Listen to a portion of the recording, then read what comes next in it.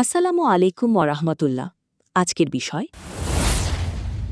ইসলাম নারীকে যে মর্যাদা ও অধিকার দিয়েছে। ইসলাম নারীকে সর্বোচ্চ সম্মান দিয়েছে, কখনো মা হিসেবে, কখনো স্ত্রী হিসেবে, কখনো মেয়ে হিসেবে, আবার কখনো বোন হিসেবে। ইসলাম আগমনের আগে জাহিলিয়াতের অন্ধকার যুগে নারীরা ছিল চরম অবহেলিত, ঘৃণিত। তখন তাদের বেঁচে থাকার অধিকারটুকু পর্যন্ত হরণ করা হতো। কন্যা সন্তানকে জীবিত মাটিতে পুঁতে ফেলার নির্মম ঘটনাও ঘটেছিল সে সময়।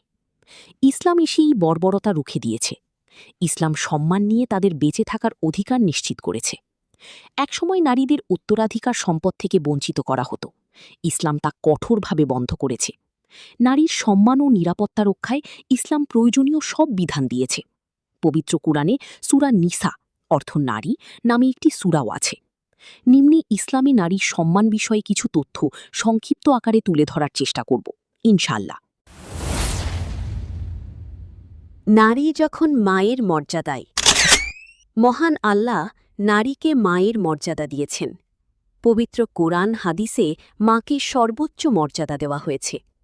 পবিত্র কোরআনে ঈর্ষাদ হয়েছে, আর তোমার প্রতিপালক আদেশ জারি করেছেন যে তিনি ছাড়া অন্য কারো ইবাদত করো না এবং মা বাবার সঙ্গে সদাচরণ করো। সূরা বনী ইসরাইল আয়াত ২৩। আবু হুরায়রা রাদিয়াল্লাহু আনহু বলেন, এক ব্যক্তি রাসূল সাল্লাল্লাহু আলাইহি ওয়াসাল্লামের কাছে এসে জিজ্ঞেস করল, হে আল্লাহর রাসূল, মানুষের মধ্যে আমার সদ্ব্যবহারের সর্বাপেক্ষা অধিকারী ব্যক্তি কে? তিনি বলেন, তোমার মা। সে বলল, এরপর কি? তিনি বলেন, এরপরও তোমার মা। সে বলল, তারপর কি? তিনি বলেন, তারপরও তোমার মা। সে বলল, এরপর কি? তিনি বলেন, এরপর তোমার পিতা। মুসলিম হাদিস ৬৩৯৪। সুবহানাল্লাহ। এতে করে স্পষ্ট হয়ে যায় ইসলাম সর্বোচ্চ নারীকে সম্মান দেয় বলেই আল্লাহর রাসূল সাল্লাল্লাহু আলাইহি ওয়াসাল্লাম তাদের সম্মানের ব্যাপারে এতটা গুরুত্বারোপ করেছেন।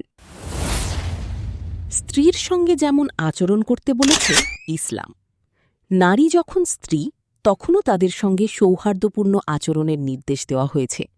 মহান আল্লাহ নারীদের তার বিশেষ নিদর্শন বলে আখ্যা দিয়েছেন। পবিত্র কোরআনে ঈর্ষাদ হয়েছে, আর তার নিদর্শনাবলীর মধ্যে আছে যে তিনি তোমাদের জন্য তোমাদের থেকেই স্ত্রীদের সৃষ্টি করেছেন, যাতে তোমরা তাদের কাছে প্রশান্তি পাও। আর তিনি তোমাদের মধ্যে ভালোবাসা ও দয়া সৃষ্টি করেছেন। নিশ্চয়ই এর মধ্যে নিদর্শনাবলী রয়েছে সে সম্প্রদায়ের জন্য যারা চিন্তা করে। সূরা রুম আয়াত ২১। ইসলাম নারীকে রানীর মর্যাদা দিয়েছে। আবদুল্লাহ ইবনে উমর রাদিয়াল্লাহু আনহু থেকে বর্ণিত মহানবী সাল্লাল্লাহু আলাইহি ওয়াসাল্লাম বলেছেন, তোমরা প্রত্যেকেই রক্ষক এবং তোমরা প্রত্যেকেই জিজ্ঞাসিত হবে। একজন শাসক সে তার অধীনদের সম্পর্কে জিজ্ঞাসিত হবে। একজন পুরুষ তার পরিবারের রক্ষক, সে এই সম্পর্কে জিজ্ঞাসিত হবে। একজন স্ত্রী তার স্বামীর গৃহের রক্ষক, সে এই ব্যাপারে জিজ্ঞাসিত হবে। একজন গোলাম তার মনিবের সম্পদের রক্ষক, সে এই সম্পর্কে জিজ্ঞাসিত হবে। অতএব সাবধান, তোমরা প্রত্যেকেই রক্ষক এবং তোমরা প্রত্যেকেই জিজ্ঞাসিত হবে। বুখারী হাদিস ৫১৮৮। মেয়ে হিসেবে ইসলামে নারীর মর্যাদা। ইমাম শাফিঈ রাদিয়াল্লাহু আনহু বলেন, সন্তানরা আল্লাহর নিয়ামত, আর মেয়ে সন্তানরা পুণ্য। মহান আল্লাহ নিয়ামতের হিসাব নেন আর পুণ্যের প্রতিদান দেন। আয়েশা রাদিয়াল্লাহু আনহা থেকে বর্ণিত, তিনি বলেন, রসূলুল্লাহ সাল্লাল্লাহু আলাইহি ওয়াসাল্লাম বলেছেন, যে ব্যক্তিকে কন্যা সন্তান লালন পালনের দায়িত্ব দেওয়া হয়েছে এবং সে ধৈর্যের সঙ্গে তা সম্পাদন করেছে, সেই কন্যা সন্তান তার জন্য জাহান্নাম থেকে আর প্রতিবন্ধক হবে। তিরমিজি হাদিস ১৯১৩। বোনকে ইসলাম যে সম্মান দিয়েছে, ইসলাম মেয়ে এবং বোনের সঙ্গেও সদাচরণ করার তাগিদ দিয়েছে। আবু সাঈদ আল খুদরি রাদিয়াল্লাহু আনহু থেকে বর্ণিত, রাসূল সাল্লাল্লাহু আলাইহি ওয়াসাল্লাম বলেছেন, তোমাদের মধ্যে যারই ৩টি মেয়ে অথবা ৩টি বোন আছে, সে তাদের সঙ্গে স্নেহপূর্ণ ব্যবহার করলে জান্নাতে যাবে। তিরমিজি হাদিস ১৯১২। নারী অনাত্মীয় হলে যে সম্মান। নারী অনাত্মীয় হলেও তার প্রতি সম্মান প্রদর্শন করা ইসলামের সৌন্দর্য। তার নিরাপত্তার বিষয়ে সচেতন থাকা সবার দায়িত্ব। ইসলামের ইতিহাসে নারীর সম্ভ্রম রক্ষায় বনু কাইনুকা গোত্রের সঙ্গে রক্তক্ষয়ী যুদ্ধ সংঘটিত হয়েছে। এক সাহাবী তার মুসলিম বোনের সম্ভ্রম রক্ষায় জীবন দিয়ে দিয়েছেন।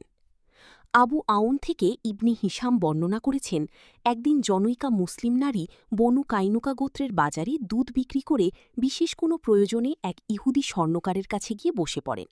কয়েকজন দুর্বৃত্ত ইহুদি তার মুখের নেকাব খোলানোর অপচেষ্টা করে। তাতে ওই নারী অস্বীকৃতি জানান।